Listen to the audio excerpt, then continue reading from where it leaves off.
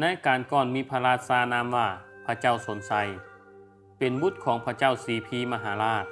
ของเมืองเซตุดรแคว้นสีพีจากนั้นพระเจ้าสนไซมีพระชายานามว่าพระนางพุทธดีเป็นธิดาของพระเจ้ากรุงมัทราชภูมิหลังของนางพุทธดีคนนี้ย้อนกลับไป91กับก่อนสมัยพระพุทธเจ้านามว่าวิปัสสีนางกับน้องสาว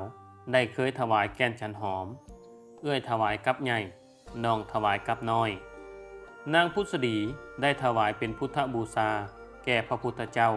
มีนามว่าวิปัสสีเมื่อถวายแล้วก็ได้อธิษฐานขอให้ได้เป็นแม่ของพระพุทธเจ้าในอนาคตส่วนน้องสาวของนางก็ขอให้ร่างกายงดงามคือกับเครื่องประดับที่ตนกำลังใส่อยู่ตอนนี้ตลอดไปจนกว่าตนจะบรรลุอรหันต์เมื่อสองพี่น้องตายไปแล้วก็ได้เวียนว่ายตายเกิดอยู่ในเทวโลกและโลกมนุษย์อยู่หลายชาติในเวลาต่อมาในยุคของพระพุทธเจ้านามว่ากัสสปะหญิงผู้เป็นน้อง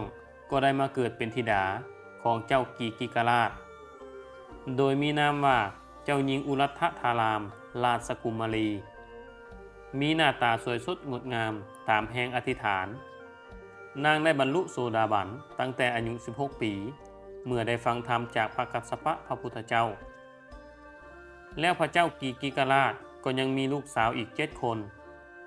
หนึ่งในนั้นก็มีลูกสาวนามว่าสุธรรมาเฮ็ดบุญกับพระพุทธปัสสีแล้วก็ได้มาเกิดเป็นเมียของพระอินทร์นามว่านางพุทธดีต่อมานางพุทธดีใกล้สิ้นอายุไขแล้วพระอินทร์ก็เลยพาไปในสวนนันทวันพร้อมกับบอกว่าอายุของน้องใกล้ฮอดเวลาแล้วเทวีพุทธดีก็รู้สึกเสียใจหลายพระอินทร์จึงปลอบพระชายาว่าเฮาเองก็ยังหักน้องอยู่คือเก่าแต่มันคือกฎของธรรมชาติก่อนที่เจ้าสิหมดบุญอ้ายสิให้พรแก่น้อง10 ประการดังนี้ 1. ให้ได้อยู่ในปราสาทแห่งพระเจ้าสีพีแห่งนครสีพี 2. ขอให้มีในตาดำคือกับตาลูกเนื้อ 3. ขอให้คิ้วก้งงามคือดังคันสอน 4. ขอให้มีพระนามว่าพุทธดีคือกับตอนนี้ 5. ขอให้มีพระโอรสที่มีเกียรติยศเหนือกษัตริย์ทั้งหลายและมีใจบุญ 6. เวลามีลูกขอให้ท้องอย่าย่อนยานคือกับแม่ม้านทั่วไป 7. ขอให้มีเต้านมที่สวยงาม 8. ขอให้มีเกศาดำงาม 9. ขอให้มีผิวพรรณงดงาม 10. ขอให้มีอำนาจปลดปล่อยนักโทษประหารได้เมื่อนางพุทธดีจุติแล้วก็ได้มาเกิดเป็นเจ้าหญิงพุทธดีจากนั้นก็ได้แต่งดองครองบัลลังก์กับเจ้าชายสนไซพอเจ้าชายได้ขึ้นครองราชย์พระนางก็ได้เป็นตำแหน่งอัครมเหสีนางพุทธดีได้พรครบไปแล้ว9 ข้อเหลือเพียงข้อเดียวที่บอกว่าจะได้ลูกชายผู้ประเสริฐและใจบุญสุนทานพระอินทร์และเทวดาจึงไปเชิญพระโพธิสัตว์ที่อยู่สันดุสิตให้ไปเกิดเป็นลูกของพระนางพุทธดีร่วมกับเทวดาอีก 60,000 องค์ตามไปเกิดเป็นลูกของอมาตย์อีก 60,000 กว่าคนก่อนที่นางพุทธดีให้กำเนิดลูกก็มีจิตศรัทธาอยากสร้างโรงทาน6 แห่งได้แก่ทิศทั้ง4และก็ได้บริจาคทานอีก600,000 กหาปณะในทุกมือมโหนก็ได้ทำนายว่ากุมมารที่จะมาเกิดนี้ยินดีให้ทานหลายทั้งสองก็ดีใจเป็นที่สุดด้วยบารมีของพระโพธิสัตว์ในขณะที่ยังอยู่ในท้องก็ยังมีพระราชามหากษัตริย์ทรงบรรณาการมากราบไหว้จนครบ10 เดือนมื้อหนึ่งนางพุทธดีก็คิดอยากออกไปเที่ยวขึ้นมาพระราชาก็ได้ตกแต่งเมืองให้จบงามพอพระนางพุทธดีไปเที่ยวแถวตลาดก็รู้สึกเจ็บปวดท้องขึ้นมาพระโอรสก็ได้ประสูติในแถวตลาดนั่นพอดีเมื่อเกิดมาพระโพธิสัตว์ก็ยังได้และได้ว่าพระกุมารอยากบริจาคทานแม่ก็เลยให้ลูกบริจาคตามใจบรรดาเสื้อพระวงศ์ได้ขนานนามว่าพระเวสสันดรแปลว่าผู้ที่เกิดในคงเขตบริเวณของเวทซึ่งแปลว่าพ่อค้าในมื้อเดียวกันนั้นสร้างเผือกของพระเจ้าสนไซก็ได้เกิดลูกชื่อว่า สร้างปัจจญนาถสร้างตัวนี้ก็เป็นสร้างเผือกบริสุทธิ์และมีลูกอำมาตย์อีก 60,000 คนที่เกิดในมือเดียวกันนั้นก็มาเป็นบริวารของพระเวสสันดรพระเวสสันดรก็มักจะบริจาคทานเมื่อได้เครื่องประดับแพงๆก็มักจะประทานให้แม่เลี้ยงทั้งหมดและบางทีแม่เลี้ยงก็บ่กล้ารับเอาไว้และพวกนางก็เอาเรื่องนี้ไปบอกกับพระราชา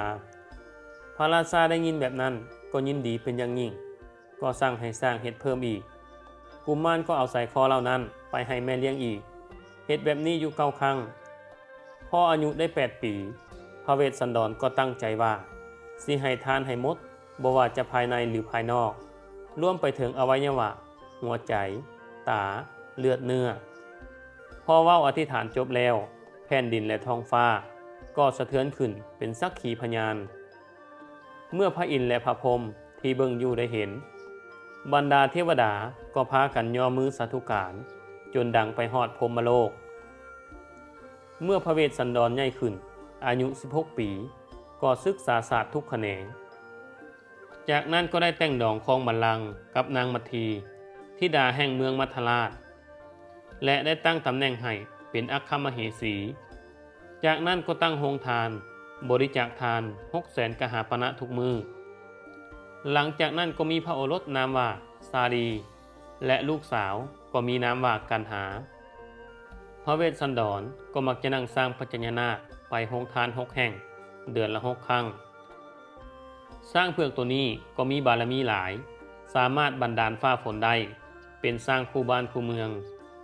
ในตอนนั้นแคว้นกลิงคะก็เกิดความแห้งแล้งขึ้นมาพระเจ้ากลิงคราชก็ทรงทูตไปทูลขอสร้างจากพระเวสสันดรโดยมีพราหมณ์รามพราหมณ์เป็นหัวหน้าพราหมณ์ทั้ง8 คนเมื่อพราหมณ์ทั้ง8มาฮอดห่างกายก็เปื้อนพระเวสสันดรก็ให้การต้อนรับเป็นอย่างดีพราหมณ์ทั้ง8ก็ทูลขอสร้างปัจจญนาถพระเวสสันดรก็ตกลงจะทานให้แล้วก็ย่างประทักษิณ3 รอบจากนั้นก็เอาน้ำเต้าแก้วมาหยาดพระราชทานสร้างตัวนี้มีเครื่องประดับมูลค่า 1400,000 กหาปณะจากนั้นก็ยังพระราชทานควรสร้างคนเลี้ยงสร้างอีก500 สกุลให้เมื่อหยาดน้ำแล้วแผ่นดินและท้องฟ้าก็สั่นสะเทือนเป็นสักขีพยานอีก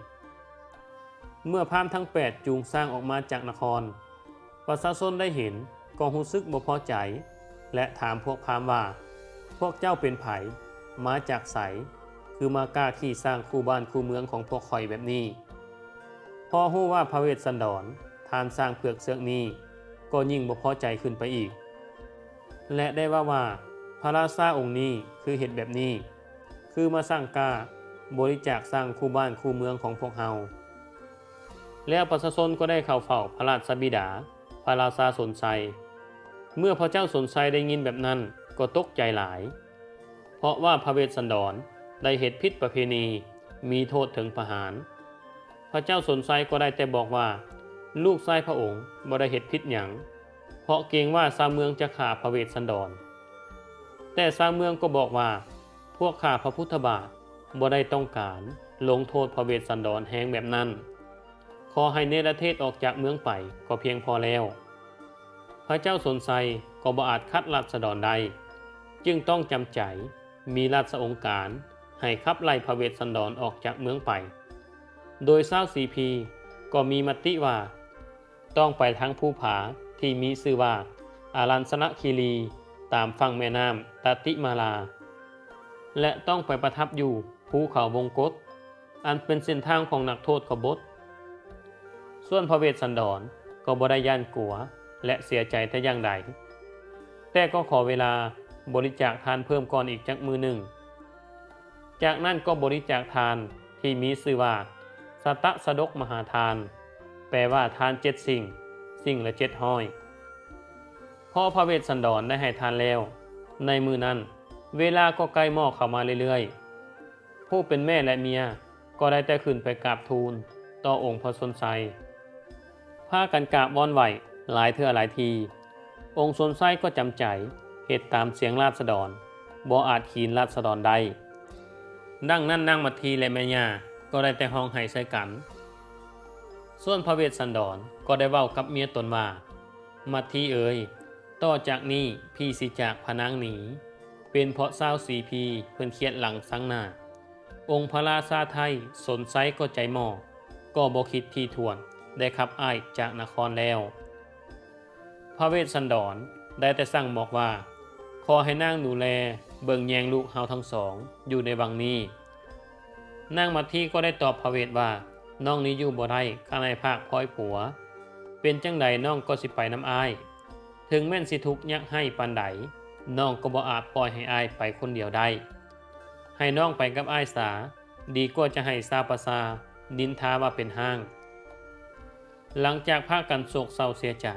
ห้องไห้ต่อกันสร้างลากันหมดแล้วพระเวสสันดรนางมัทธีและกันหาสาลีก็ได้ขึ้นไปก้มกราบพ่อก่อนจะออกเดินทางออกจากนครไปพระนางพุทธดีผู้เป็นแม่ก็ได้แต่ห้องไห้เสียใจเป็นอย่างยิ่งและได้กล่าวว่าคิดนำเด้คิดนำแก้วกันหาสาลีลาดศาสตร์บ่มีหมอนบ่พร้อมสินอนข้างอยู่วังดินเจ้าเคยกินของส่งหวานข้าวตามใจอยากคำเอ๋ยยามเจ้าผัดผักบ้านสิหาได้ดอกแต่ใสมีแต่ผลหมักไม้กอยเผือกมันแซงภัยจะจัดแจงหาดอกไส้พาถวายไทยมาเหลือใจกูเดกำเวนสังสิมาภาคลูกอ่อนเวนสังโนมาแล่นต้องสะอ่อนโออั้งมโนตกมาในตอนเศร้าพระเวสสันดรนางมัทธีและกันหาสาลีก็ได้ออกเดินทางไปในป่าดงพงไพรเต็มไปด้วยความลำบากมีสัตว์ป่านานาพันธุ์ทางภัยหายก็เต็มไปหมดทั้งสองก็ได้แต่พากันให้กำลังใจกันเพื่อจะเดินทางไปในเขาวงกฏหวังว่าจะตั้งถิ่นฐานบ้านเฮือนอยู่บ่อนนั้นแต่ในระหว่างทางก็ได้พากันพักเซาอยู่หลายมืออาศัยเก็บมักไม้ป่ากินเป็นอาหารกันหาสาลีก็ได้แต่ห้องไห้ตามภาษาเด็กน้อยเมื่อเดินทางมาหลายมือแล้วก็ได้ข้ามแม่น้ำโกติมาลานาทีได้เห็นตูบน้อยหลังหนึ่งซึ่งพระอินทร์เป็นผู้เนรมิตบันดาลให้ในตูบนั้นก็มีผ้าแพรเครื่องนุ่งห่มเป็นที่เรียบร้อยพระเวสสันดรนางมัทธีและลูกทั้งสองก็ได้พากันเข้าไปพักเซาในตูบหลังนั้นหลังจากพักผ่อนแล้วพระเวสผู้ใจบุญก็ได้บอกนางมัทธีว่าตนสิเป็นดาบสนักพจน์นักบวชในป่าแห่งนี้บำเพ็ญบารมีในเขาวงกฏแห่งนี้ส่วนเรื่องกิเลสตัณหาขอให้น้องละเสียหลังจากทั้งสองได้โอล้มเข้าใจกันคือแนวนั้นนางมัทธีก็ได้ก้มกราบโมทนาสาธุนำความตั้งใจของผัวตนและก็ได้พากันสร้างตูบขึ้นมาอีกหลังหนึ่งเพื่อแยกกันอยู่พระเวทก็บอกอีกว่าในแต่ละมือนั้นที่น้องจะเข้าป่าหาหัวมันลูกทั้งสองคนให้เอามาฝากอายไว้นางมัทธีผู้ซื่อสัตย์ก็ได้เข้าป่าหาอาหารในแต่ละมือเพื่อมาถวายพระเวสสันดรและลูกทั้งสองคนก้าวถึงตาพามเฒ่าซึ่งได้เลาะขอเข้าของเครื่องใช้ตามหมู่บ้านจนมีเงินจำนวนหนึ่งซึ่งพามคนนี้ได้เอาไปฝากเสี่ยวของลาไว้แต่เสี่ยวก็หลงลืมเอาเงินพามเฒ่าไปใช้จ่ายจนหมดพอพามเฒ่ามาถามเอาเงินคืนก็บ่มีเงินให้จึงยกลูกสาวผู้งุบงามชื่อว่านางอมิตตาให้กับพามเฒ่าแทนเงินตาพามเฒ่าก็ดีใจหลายที่ได้สาวซ้ำน้อยมาเป็นเมียในแต่ละมือตาพามเฒ่าก็สิออกไปเลาะขอทานนางอมิตตาก็จำเป็นอยู่กับพามเฒ่าเรื่อยมาด้วยความอับอายและหญิงสาวในหมู่บ้านต่างก็พากันหยอกล้อนินทาว่านางอมิตตาได้ผัวเฒ่าจนมามื้อหนึ่งนางอมิตตาบอกกับพามเฒ่าว่านางนี่อดอยู่น้ำพามบ่ได้แล้วมีแต่คนหุ่มด่านินทาว่าได้ผัวเฒ่า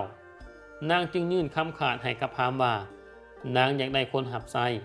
ถ้าหามาให้บ่ได้นางสิขอกลับเมื่ออยู่น้ำพ่อแม่ตาพามเฒ่าก็ได้เดินทางเพื่อไปขอกันหาสาลีนำพระเวสสันดรพามเฒ่าย่างผ่านบ้านผ่านเมืองผ่านป่าผ่านดงมาหลายมือจนเดินทางมาฮอดภูเขาทางห้อมน้อยๆมานายพรานก็ไล่กัดตาพามเฒ่าก็ปบตายปีนขึ้นต้นไม้ แบบบ่คิดชีวิตพอนายพรานเจตบุตรได้ยินเสียงหมาเห่าก็ได้แล่นเข้าไปเบิ่งและเกียมสิใส่ธนูยิงตาพรามเฒ่าตาพรามเฒ่าก็ห้องใส่ให้หยุดก่อนอย่าเฝ้ายิงด้วยความฉลาดตาพรามเฒ่าจึงใส่กลลวงล่อนายพรานเจตบุตรว่ามึงฮู้บ่ว่ากูแม่นไผกูนี่เป็นทูตของพระราชาคันมึงว่าบ่ฮู้เรื่อง7ชั่วโคตรต้องจิบหายจะถึกราชาเอาไปประหารแน่นอนหมดเขตแคว้นแดนนี้ก็มีแต่กูนี่ล่ะมีความกล้าหาญสิไปเชิญเอาพระเวทกลับคืนสู่นครมึงอยู่ป่าอยู่ดงมึงบ่ฮู้หยังดอกกูกำลังนำเอาสารไปเชิญพระเวทเข้าเมือง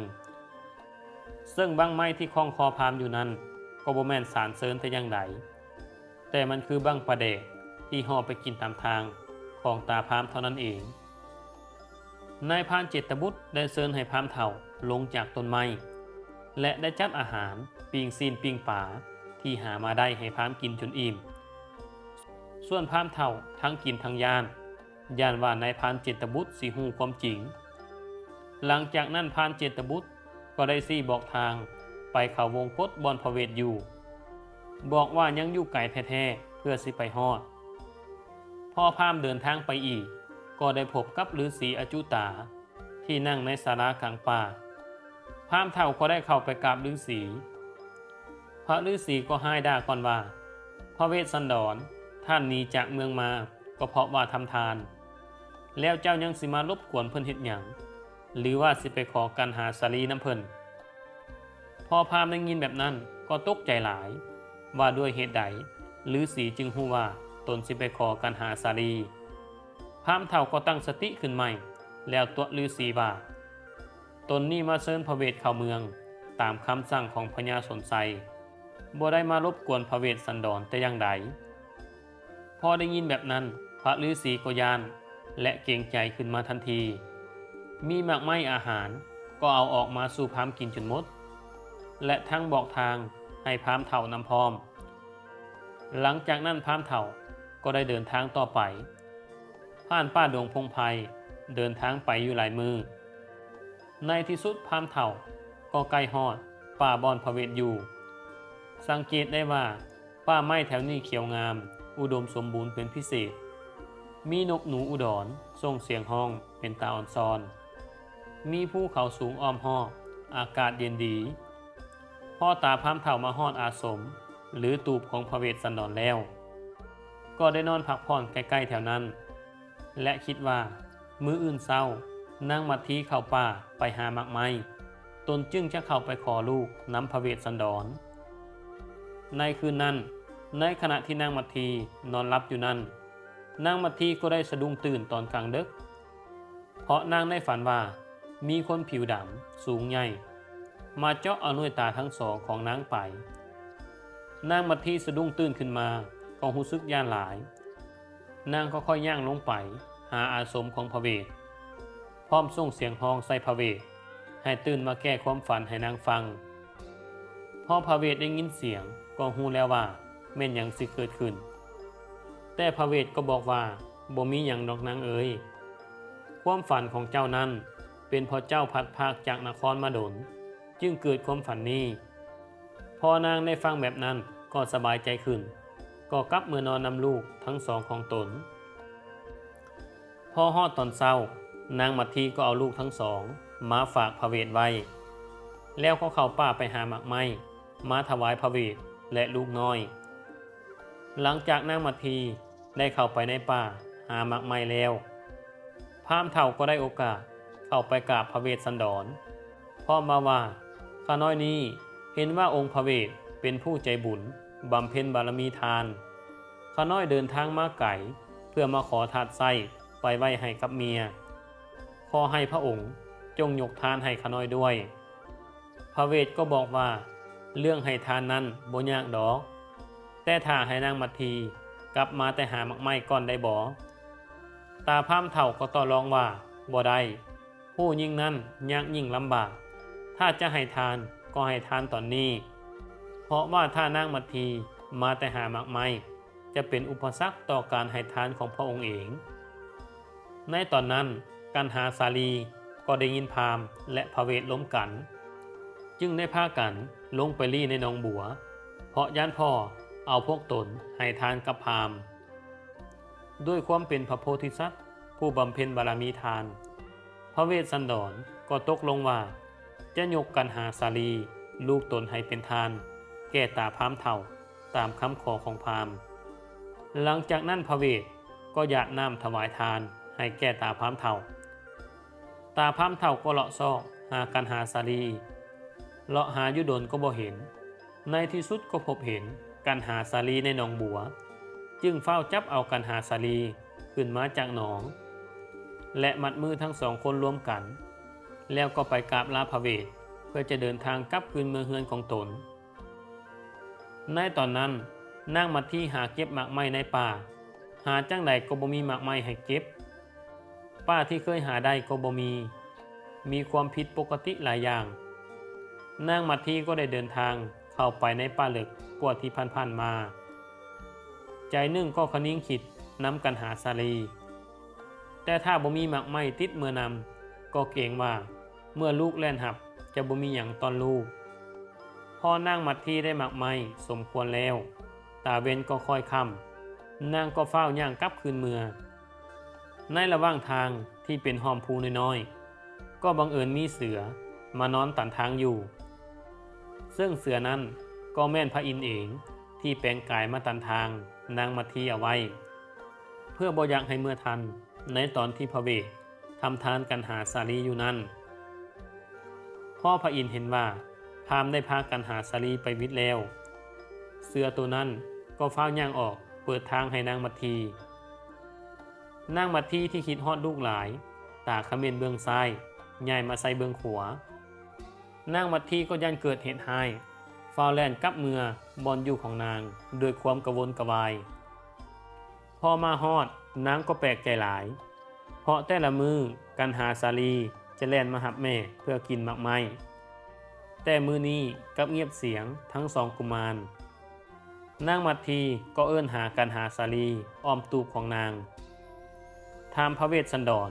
พระเวสสันดรก็สงบนิ่งบ่เว้าหยังนางได้แล่นไปมาตามหาลูกทั้งห้องไห้และกังวลนางได้มาห้องไห้อยู่ต่อหน้าอาสมของพระเวทแทนที่พระเวทสิบอกความจริงแก่นางมัทธีพระเวทกลับใส่ให้นางมัทธีว่านางไปหาลินสู้จนลืมลูกลืมผัวนางมัทธีก็ยิ่งเสียใจเข้าไปอีกนางแล่นไปมาจนล้มสลบลงอยู่ต่อหน้าอาสมของพระเวสสันดรเมื่อพระเวสสันดรได้เห็นแนวนั้นก็รู้สึกตกใจคิดว่าเมียตนสลบตายแล้วจึงเฝ้าเอาน้ำมนต์มาเป่าเอานางมัทธีพอนางมัทธีตื่นขึ้นมาก็ห้องไห้เสียใจนางมัทธีก็ถามพระเวทด้วยความกังวลว่าอันว่าลูกอ่อนน้อยของข่อยกระเล่าหายขอให้พระจุ้งเกื้อได้วอนโปรดกูนาน้องถอนขอให้กูนาผายดอกไข่ควรคำแจ้ง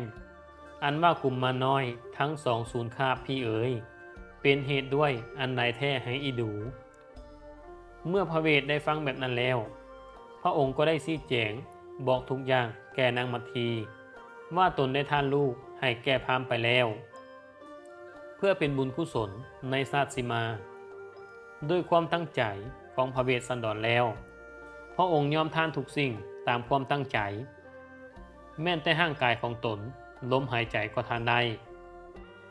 เมื่อนางมัทธีได้หู้แนวนั้นก็ได้แต่ห้องไห้และได้แต่โมทนาสาธุบุญนำพระเวสสันดรเพื่อบ่อยากเป็นกรรมเป็นอุปสรรคในการให้ทานของพระสามีในเทื่อนี้ก็ได้แต่พยายามปล่อยวางและเหตุจิตใจให้สงบนางมัทธียังเฝ้าดูแลผัวของนางอยู่ทุกมือเป็นอย่างดีนางก็ยังเที่ยวเข้าป่าหาหมากไม้เพื่อมาถวายพระเวสสันดรในแต่ละมือสืบไปนี่ก็คือเรื่องพระเวสสันดรตอนที่1ส่วนตอนที่2ว่าจะเป็นแนวใดนั้นรับชมได้ในตอนที่2ต่อไป